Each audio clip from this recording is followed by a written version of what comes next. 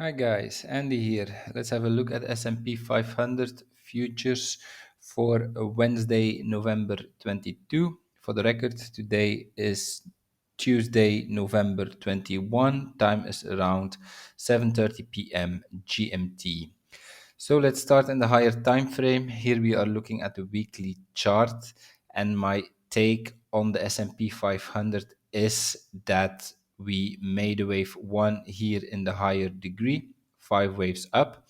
Then we came down as a wave 2, corrective move down as an A, B, C.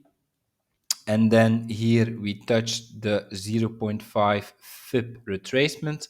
So the minimum requirements actually for a wave 2. So if we take the length of wave 1, then we can see that here we touched nicely the 0.5 FIB level. And then from here, we went back up, probably the start of a wave 3 here in the higher degree. If this is our wave 1, this or wave 2, then now we could be working on our wave 3. And a wave 3 is an impulse, so again we should go there in 5 waves. Now, as you can see here, I have two counts, two ways to get this wave 3 or to achieve this wave 3. And actually the count in red is following the Dow Jones, I would say. So in the Dow Jones, my count is that this is a wave 1 high and that we are now working on the wave 2. And so the other count here, the count in green, is actually the scenario where we follow the Nasdaq. So the Nasdaq from this low made 5 waves up, already took out this high right here. And so there is a possibility that we also do this in the S&P 500. And if we do this, then the S&P also makes 5 waves up from here. Then this here would be the 5th wave if we take out the wave 3 high, and then that would mean that the wave 1 can be finished. So these are my two counts on the S&P 500. For the moment, as we will see, I have a little I'm favoring the count in red for now, just because of this structure. What we see right here is, in my opinion, for the moment, corrective, not an impulse yet. And so if we would return from here, from where we currently are, then I believe the count in red will play out, but we can have a closer look in a minute here to the lower time frame, what I'm exactly meaning. Another possibility, someone commented in the on my videos, that there is also a possibility that like from this low we are having 3 waves, so something like 1, 2, 3, and so that we would have actually here a flat structure. So that would mean that from this high, excuse me, we have a wave A down, so in 3, 1, 2, 3, then a wave B up, wave B high right here, and then from here we could expect a wave C down to take out this low and to make the wave 2 low right here, deeper into this area. So if we solely look at the S&P 500, this is indeed a possibility, as long as we do not take out the high right here. So this is still a possibility, but for me it starts to seem unlikely, because the Nasdaq already made 5 waves from this low. And so if we have 5 waves in the Nasdaq, 5 waves up in the Nasdaq, it means that we should expect a three-wave correction down in the Nasdaq. And then if we are doing this three waves down, we do not expect to take out the low right here, as we have an impulse from here. So impulse, five waves up, then we get three down, one, two, three. Then this low should actually hold. That's the main expectation if we have five waves up in the Nasdaq from here, from this low.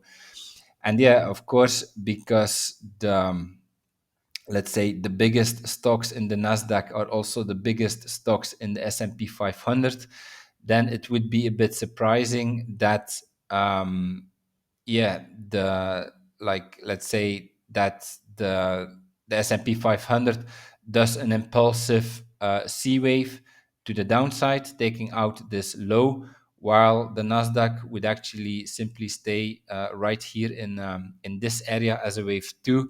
So this is a bit unlikely now, in my opinion, but if we solely look at S&P 500, then from an Elliott Wave point of view, this is still a possibility. Wave A down, wave B up, and then impulsive wave C down.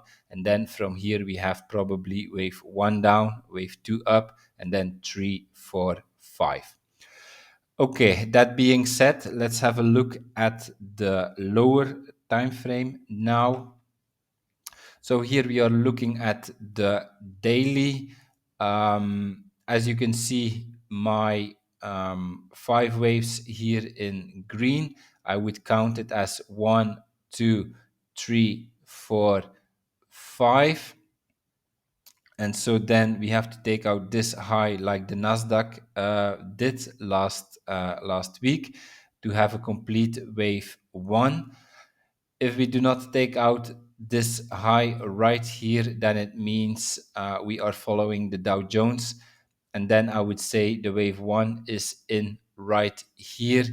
And then we are working here on the wave two as an A, B, C correction. So if we take out the high right here, then I believe we have our five waves up, and then this wave one here is close to end, and then we can prepare for a pullback as a wave two. Is there a possibility of an overshooting wave B? Not really, in my opinion. So that would mean that we have an expanded flat structure. I do not think this is possible because we have five waves from here. In my opinion, 1, 2, 3, 4, 5, and an expanded flat. If we would have an expanded flat, then Elliott wave theory says that the wave A should be in 3. So this means that we need three waves right here. And for me, in my opinion, this is five waves: 1, 2, 3, 4, 5. Okay, now let's have a look why I think this is still a wave B that we are doing here. So as you can see, we are in the wave B area. Actually, we are slightly above the wave B area. And so the wave B area is the area that we can find by taking the length of wave A. So assuming that this is the wave A now and not the wave 4 as indicated in red, not in green. So if we take the length of the wave A, then the wave B is supposed to go into the area between the 0.5 and the 0.854 FIB retracement. As you can see, we are slightly above this level. That's okay in my opinion, because this area is actually only a guideline. The true invalidation level is of course this high right here. Like a wave B can still be valid even if we just go slightly below the high right here and then return. Then we still have or wave B, or we still can have or wave B. Of course, if we take out the high right here, it cannot be a wave B anymore. Now, the reason that I believe this is a wave B. With the data we have right now, I would say let's go immediately to the 1 hour. With the data we have now, I see this actually as three waves. I would say that this is one impulse, the structure we're having here, as 1, 2, 3, 4, 5. And then from here, we had a shallow retracement, be it a wave 2, we will see in the future, or be it a wave B, if it really ends as three waves right here. So shallow retracement as a wave B or as a wave 2. And then from here, I think we are again working on 5 waves. Let's go to the 15 minutes for this interpretation. I showed it here on the 15-minute. I will also make it visible in the 1 hour. So like this. So from this low, I would count it as 1, 2, this or 3, this the 4.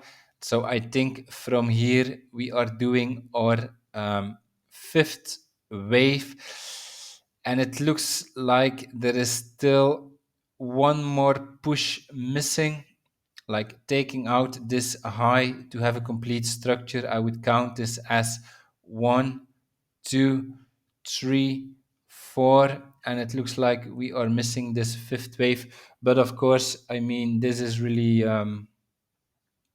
micro counting.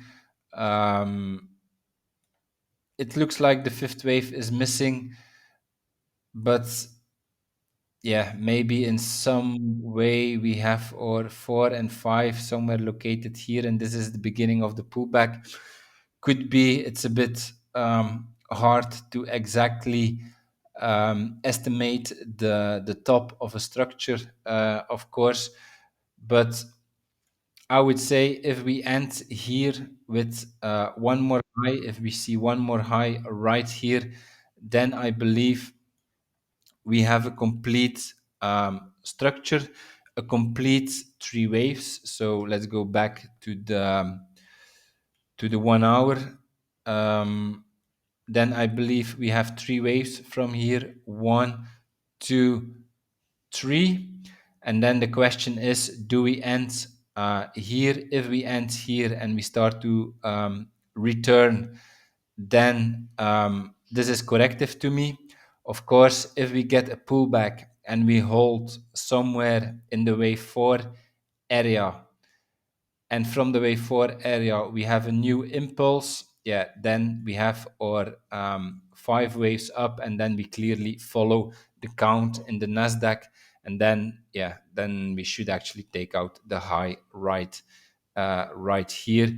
So I think we are still missing one more high, but okay, we can already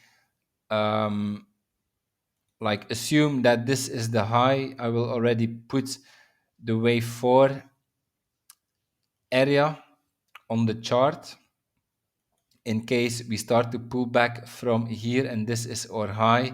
Then we can expect our wave 4 to go into this area right here, the area between the 0.146 and the 0.618 FIB retracement. That would be our wave 4 area. So if we want to see 5 waves, so in order for the count in green to be valid, we should actually go into this area. We already touched it, so technically it can be excuse me, technically it can be enough. But let's assume we go deeper into this area, then this area should hold. And from here, we need another impulsive structure, a structure like this: 1, 2, 3, 4, 5. But of course, this structure will not be so long because our wave 3 cannot be the shortest. So our wave 1 is clearly the longest. So wave 3 cannot be the shortest. So my expectation would be that our fifth wave ends somewhere here in this area, then the area that we can find by taking the length of the wave 1, length of the wave 2, and then this area here between the 1 and the 1.618 VIP extension.